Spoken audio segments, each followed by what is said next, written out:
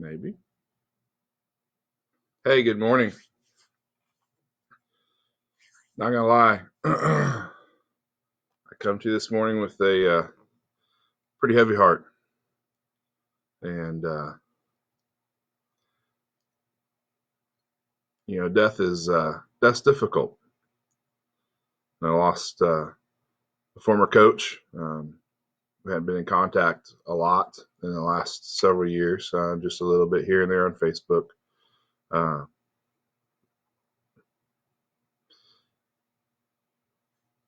but he was such a big, big influence in my personal life. Taught me so much, and just miss him. Miss knowing he's not around. Miss knowing that he's not sharing who he is with folks anymore. And the other thing that probably upsets me more, is I'm not exactly sure where he went.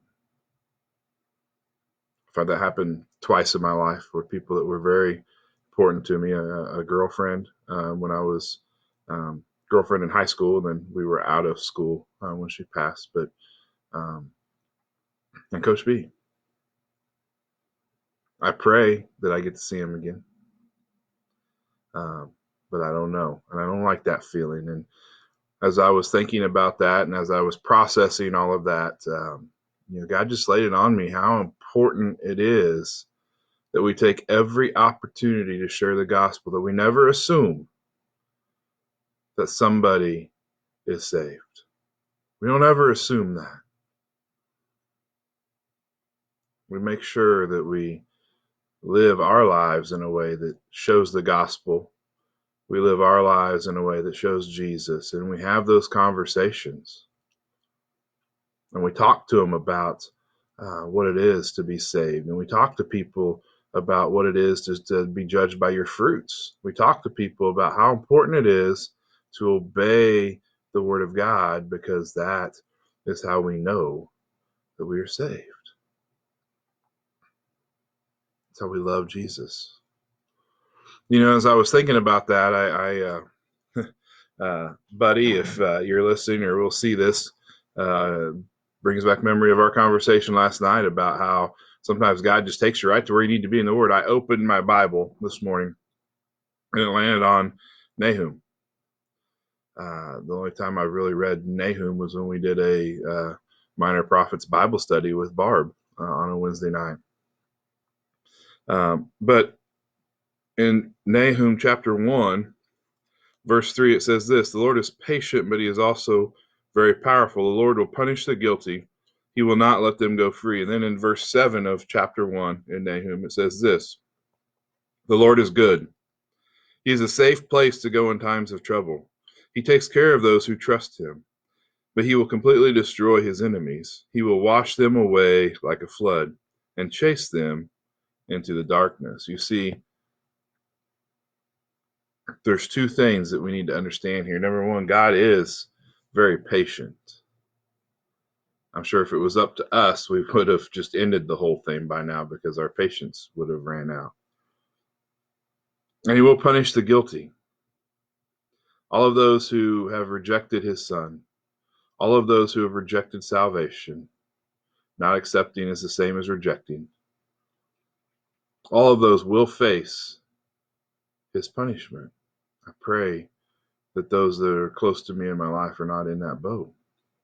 You see, and then I see 7 and 8. The Lord is good. He's a safe place to go in times of trouble. He takes care of those who trust him. And to me, that jumps out and says, listen, if people aren't doing that, we need to see a red flag.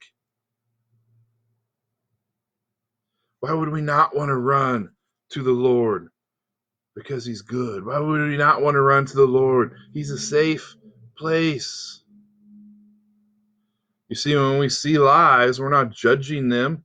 We're not judging their life. But when we see in a person's life and troubles come and they're not running to the Lord, they're not dwelling in the Lord, it needs to be a big red flag to us to say, listen, let's go speak the gospel and live the gospel in their life. Because of verse 8, because he will completely destroy his enemies, he will wash them away like a flood and chase them in the darkness. I don't want anybody that I know, even I don't want anybody that I don't know, Even people that have not been nice and have been enemies essentially here on this earth. I don't want them to find verse 8. I want them to find verse 7.